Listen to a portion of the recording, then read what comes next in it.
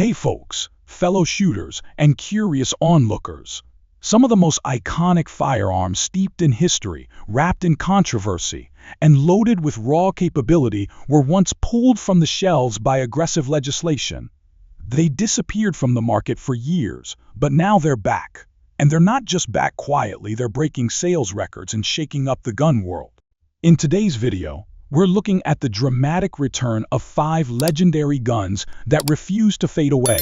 We'll break down why they were banned in the first place, whether due to heated political fights or public safety concerns, and we'll see how legal changes and relentless demand brought them roaring back into the spotlight.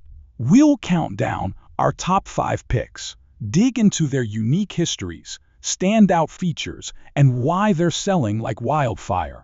At the end, we'll connect the dots on what this revival means for American gun culture going forward. Buckle in, this is going to be a wild ride.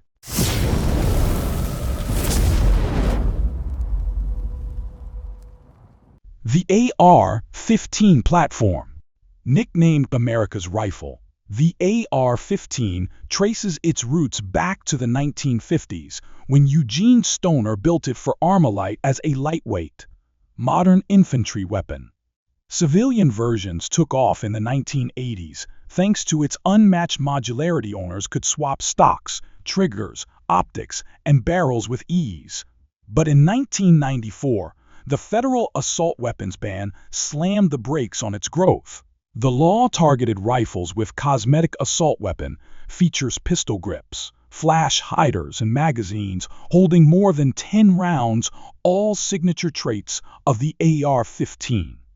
For a full decade, companies like Colt and Bushmaster sold toned-down, ban-compliant rifles missing those tactical features. Meanwhile, states like California and New York went even further, banning specific models entirely. Stocks dried up, and gun owners mourned the loss of a cultural icon. Critics said the AR-15's looks glorified violence, while supporters argued it was one of the most versatile rifles on the planet. The comeback began in 2004 when the ban expired, supercharged by the 2008 Heller Supreme Court ruling that reinforced individual gun rights. Manufacturers jumped back in Daniel Defense, Palmetto State Armory, and countless others rolled out full-featured rifles. Second Amendment lawsuits chipped away at state restrictions, and social media turned the AR-15 into a full-on lifestyle statement. By 2010, the rifle was more than just a firearm, it was a symbol. Modern AR-15s are engineering works of art. Most are chambered in 5.56 NATO, or 2.23 Remington, with civilian barrel lengths between 16 and 20 inches.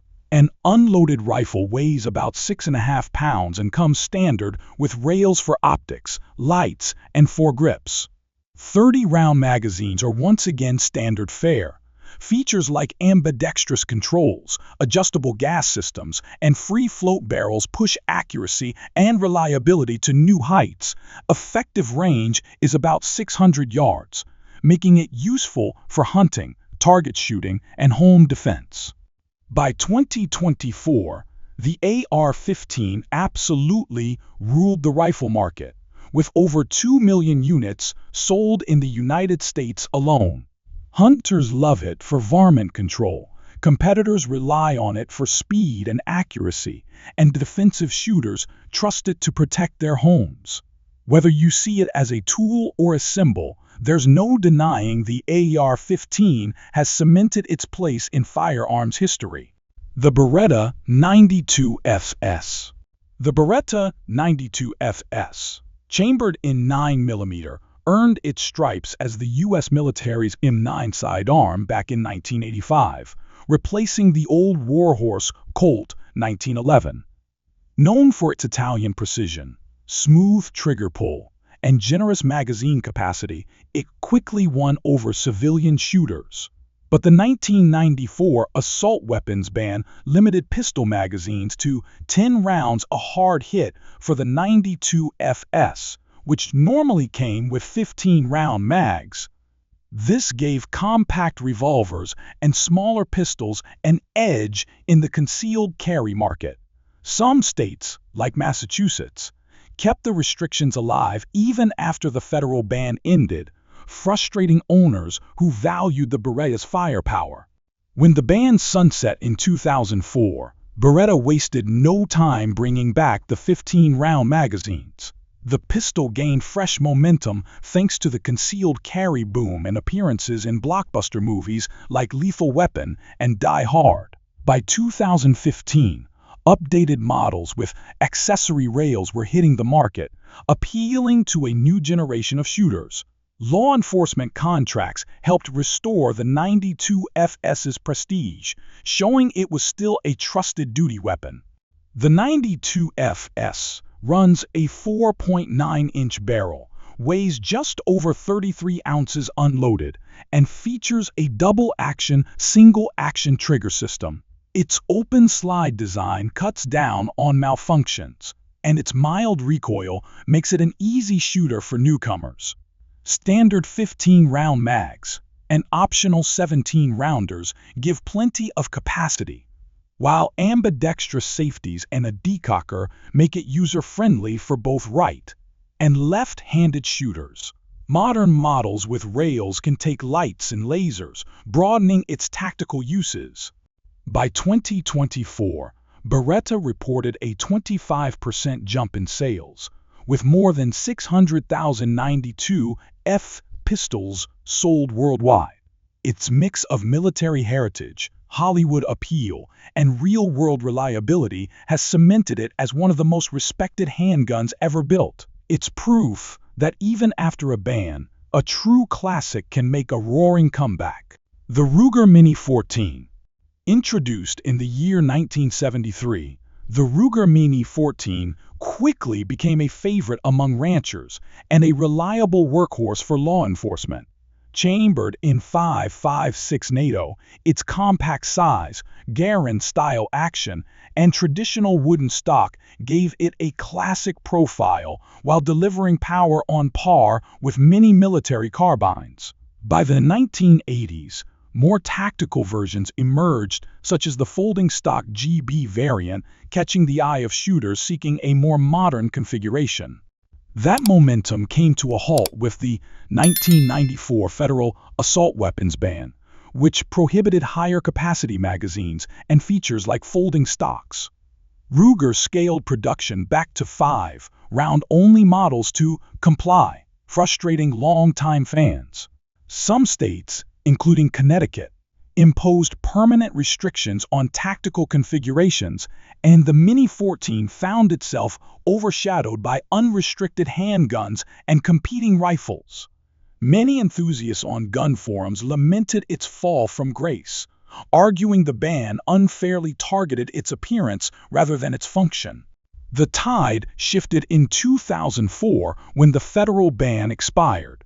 Ruger reintroduced tactical models featuring 20-round magazines and accessory rails, tapping into the rising interest in home defense carbines.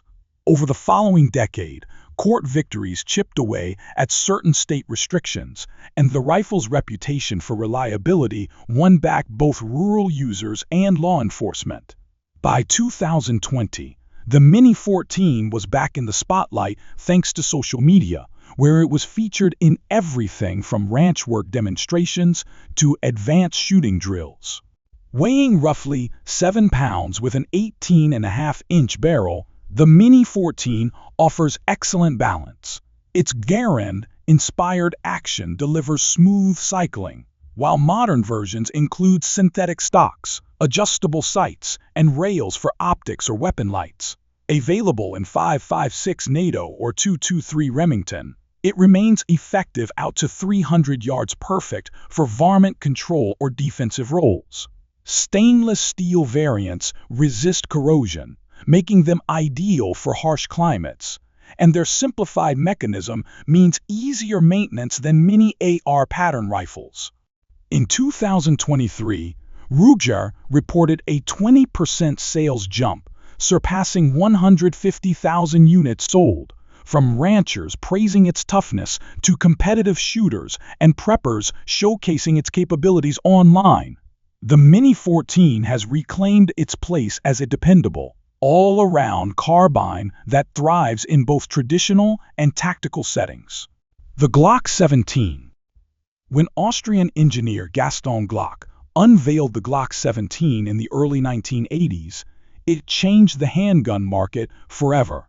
Chambered in 9mm, the polymer-framed pistol was lightweight, corrosion-resistant, and incredibly reliable. By the 1990s, it was a top choice for both law enforcement and civilian shooters. However, the 1994 assault weapons ban capped its magazine capacity at 10 rounds, stripping away one of its defining advantages, the standard 17-round magazine. Media hype at the time branded it the plastic gun, stirring fears of undetectable firearms, despite the fact that most of its critical components were steel. States such as New Jersey extended restrictions beyond the federal ban, and many shooters shifted to smaller pistols. Dealers were left with unsold low-capacity models, and the Glock 17's dominance temporarily faded. Everything changed after 2004. With the ban lifted, Glock resumed selling standard capacity magazines, and the concealed carry boom of the 2010s propelled the 17 back into the spotlight. Major contracts, including with the Federal Bureau of Investigation, reaffirmed its status as a duty pistol of choice. The fifth-generation models launched in 2017 added modular grip options, optics-ready slides, and improved ergonomics, attracting a new generation of shooters. The modern Glock 17 Gen 5 sports a 4.49-inch barrel, weighs about 25 ounces unloaded, and offers interchangeable backstraps for a custom grip fit. Its striker-fired system ensures a consistent trigger pull, while the minimal controls make it easy to run under stress. Standard 17-round magazines can be extended to 33 rounds, making it equally suited for defense, competition, or duty use. The MOS configuration supports red dot sights, and its tough finish holds up under extreme conditions. By 2024, Glock's global sales topped 700,000 pistols, with the 17 remaining their flagship model. It dominates in competitive arenas like IDPA and USPSA, receives praise from top-tier trainers, and enjoys a thriving second-hand market thanks to police trade-ins. Its resilience in the face of political restrictions proves that a well-designed, reliable sidearm can remain a leader for decades. The AK-47. Born in 1947, from the mind of Soviet designer Mikhail Kalashnikov.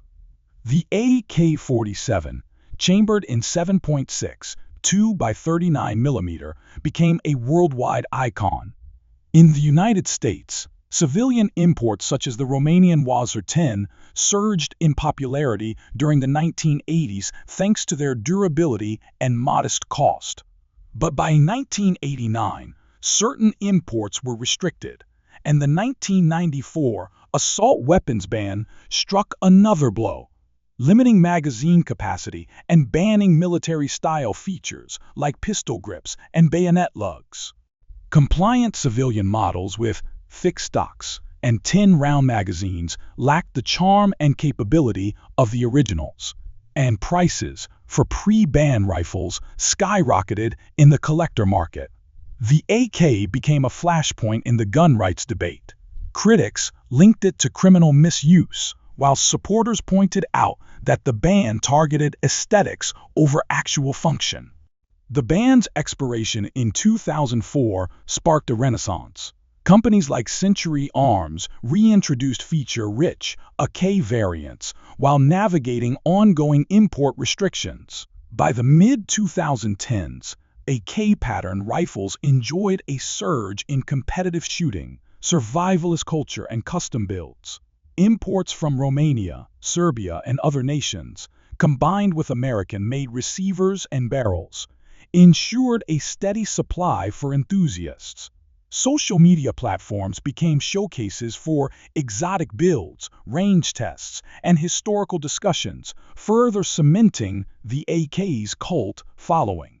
Civilian AK variants, such as the Wazir 10, typically weigh around 7.5 pounds, feature 16.3-inch barrels, and accept standard 30-round steel or polymer magazines. Many retain the traditional hardwood furniture, while others opt for synthetic stocks and modern optics rails. The platform's legendary loose tolerances make it reliable in mud, snow, or sand, and its effective range of 300 yards suits both defensive and sporting use. In 2023, civilian AK sales hit an estimated 500,000 units, setting a new record. Affordable entry models draw new gun owners, while seasoned collectors chase rare imports. Whether in the hands of competitive shooters, backwoods homesteaders, or military historians, the AK-47 continues to prove that rugged simplicity never goes out of style. The Springfield Armory Mona. Springfield Armory's Mona, a civilian legal semi-automatic rifle chambered for the .308 Winchester cartridge, draws a direct lineage from the United States military's Martine battle rifle of the late 1950s. Launched for the commercial market in 1974, the Mona quickly earned a devoted following among hunters, competitive marksmen, and history buffs.